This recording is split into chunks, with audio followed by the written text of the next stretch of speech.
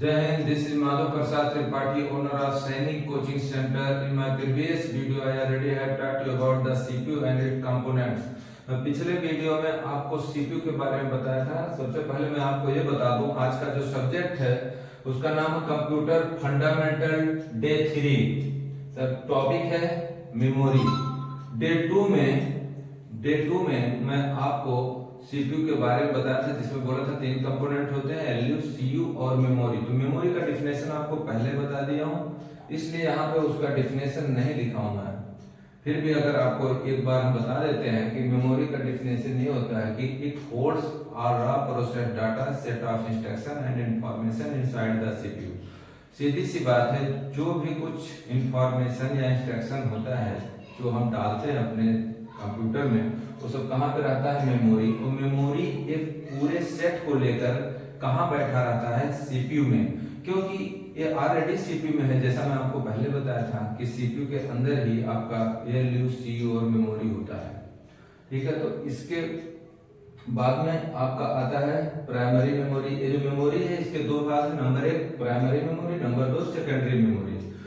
तो primary memory क्या होता है? आज का जो मेन लेसन है उसको मेमोरी के पार्ट 1 को हम आपको अच्छी तरह समझाएंगे। वीडियो के अंत तक बने रहें और आशा करता हूं आपको अच्छी तरह समझ में आएगा। अगर फिर भी कोई भी दिक्कत आती है तो आप वीडियो को 1 से 2 बार 3 बार देखते रहिए, समझ में आ जाएगा। तो प्राइमरी मेमोरी का पहला भाग है प्राइमरी मेमोरी। प्राइमरी मेमोरी क्या होती है? मेमोरी तो समझ गए कि पूरे जो है इंस्ट्रक्शन और इंफॉर्मेशन इसके अंदर होता है, लेकिन प्राइमरी मेमोरी क्या है? तो प्राइमरी मेमोरी उसे कहते हैं जो कुछ आप काम कर रहे हो, प्रेजेंट में आए, कंप्यूटर ऑन किए, इसके बाद आप टाइपिंग करना शुरू कर दिए, तो जो आप काम कर रहे हो कहाँ कर रहे हो? प्राइमरी मेमोरी में। अगर इसका डिफिनेशन देखा जाए तो it storage the data which is currently in use by the computer. ये प्राइमरी मेमोरी उसी डाटा को स्टोर करता है जो करंटली, मतलब लगातार आप टाइप कर रहे हो या काम कर रहे हो। तो इतना ही इसका काम है। फिर भी इसका डिफिनेशन अगर आप देखें तो यहां पे मैं लिख देता हूं, it storage the data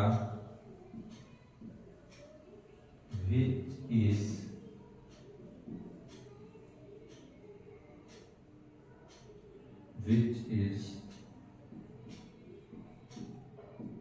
currently in use by the computer। Short में आप कंप्यूटर को CMPTR भी लिख देंगे, चलता है, कोई दिक्कत नहीं है। तो इसका डिफिनेशन हो गया। प्राइमरी मेमोरी क्या है? It storage the data which is currently in use by the computer. अगर आप इंग्लिश में बताना चाहते हैं तो ये डिफिनेशन आप याद रखें, हिंदी में बताना चाहते हैं तो आप ऐसे भी बोल सकते हैं कि जब कंप्यूटर पे जो हम लगातार शुरू करते हैं लिखना और उसी को जो स्टोर करता है वही हमारा प्राइमरी मेमोरी होता है। इसका फर्स्ट पार्ट क्या है? रैम। रैम सबको पता होगा, सबने सुना होगा, लेकिन इसका काम क्या है वो जान लो आप। रैम का फुल फॉर्म होता है random access memory. Random access memory क्या होता है? इस पे एक नजर डालते हैं। रैंडम एक्सेस मेमोरी अगर इसका डिफिनेशन देखा जाए तो बोला जाता है it's volatile memory and its capacity is 16 MB to 4 GB। यह एक वोलेटाइल है, मतलब उड़नशील है, अस्थाई नहीं है। कहने का मतलब है जो आप काम कर रहे हो, मान लो आप आए, कंप्यूटर ऑन किए, टाइप करना शुरू कर दिया, कोई लेटर बना रहे हैं, अगर लाइट चली गई और यूनिवर्सल पावर सप्लाई नहीं है, यानी यूपीएस आपका नहीं है आपके पास में, तो जैसे लाइट गई तो कंप्यूटर तो आपको पता है इलेक्ट्रॉनिक मशीन है, लाइट जाते ही जब उसे फ्यूल नहीं मिलेगा ऑफ हो जाएगा। अगर वो उसी दौरान ऑफ हो जाता है तो आपका डाटा, मान लो आप अगर पेज में आधा पेज तक रेडी हो गए थे लिख के, तो डाटा आपका बर्बाद हो जाएगा, तुरंत चला जाएगा। इसीलिए इसको बोलते हैं कि इट्स वोलेटाइल मेमोरी। ये उड़नशील होता है, अस्थाई नहीं होता है। कैपेसिटी इसकी क्या है? 16 MB से 4 GB।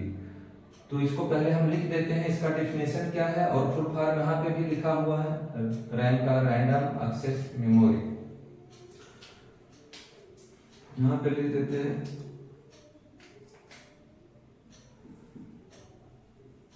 इट्स volatile मेमोरी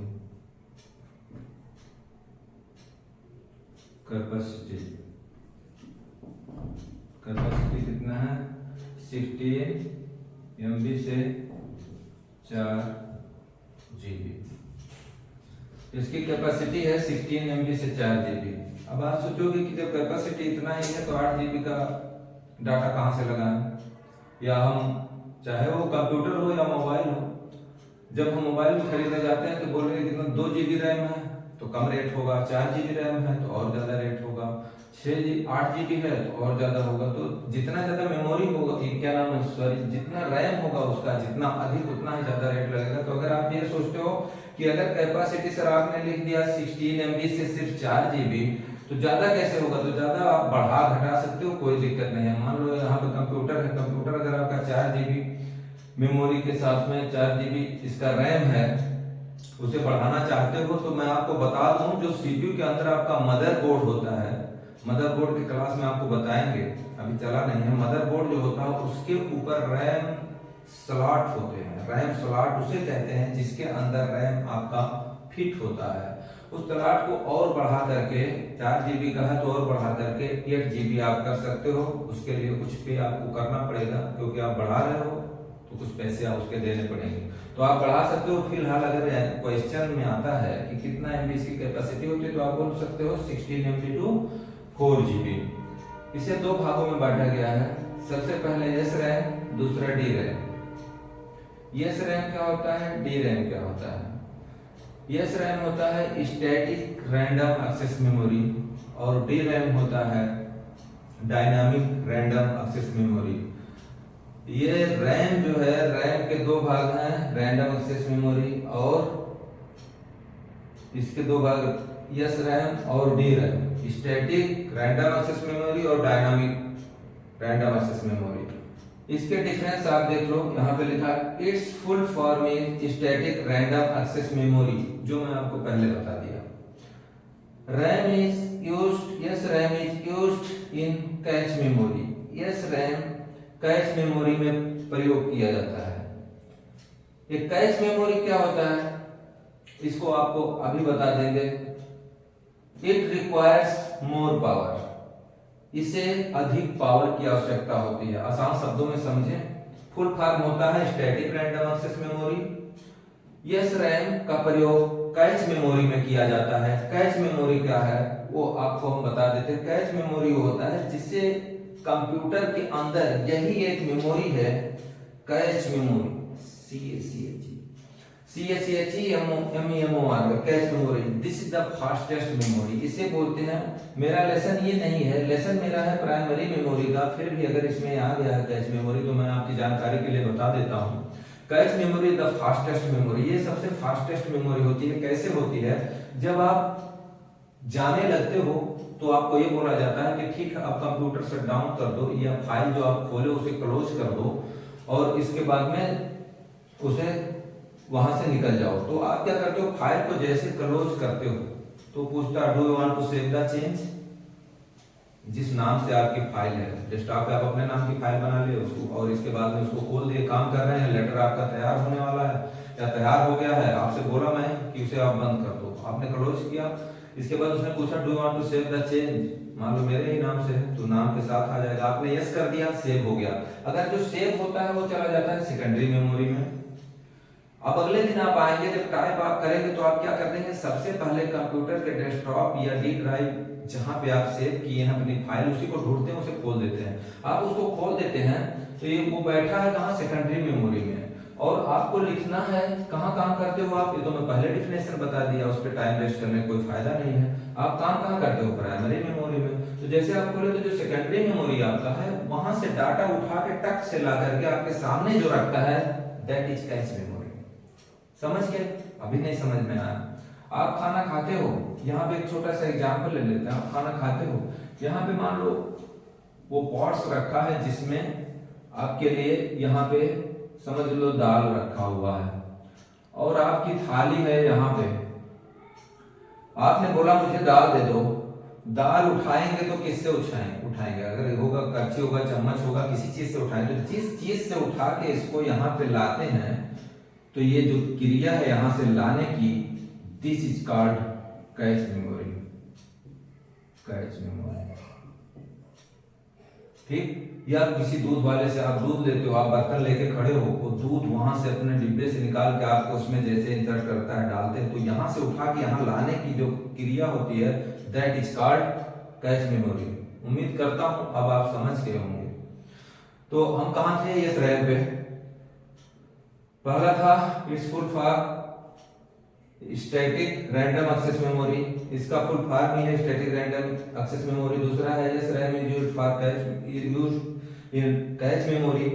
ये कहां प्रयोग किया जाता है? कैश मेमोरी में। इट रिक्वायर्स मोर पावर, इससे अधिक पावर की जरूरत पड़ती है। दूसरा है डी रैम, फुल फॉर्म क्या है? Dynamic random access memory. It is used in the main memory. ये यस रैम कैश मेमोरी में, लेकिन याद रखना ये डी रैम कहां रहता है? आपके मेन मेमोरी में। डी रैम कहां पे रहता है? मेन मेमोरी में, ठीक है।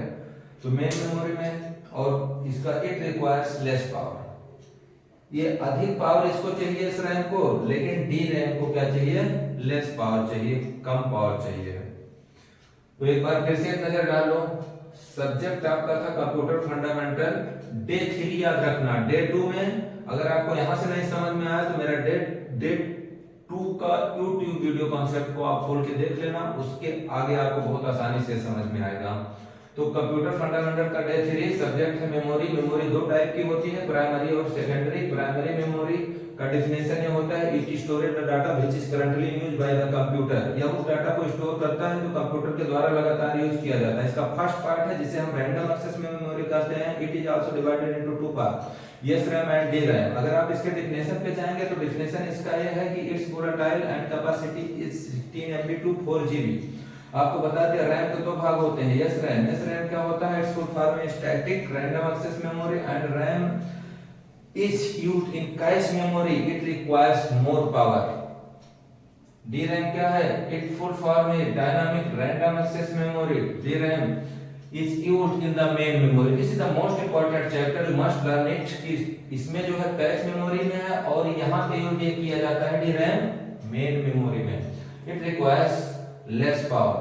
उम्मीद करता हूँ वीडियो आपको अच्छी तरह समझ में आई होगी। अगर आपको अच्छा लगा तो लाइक शेयर सब्सक्राइब करना ना भूलें। टेक केयर, जय हिंद।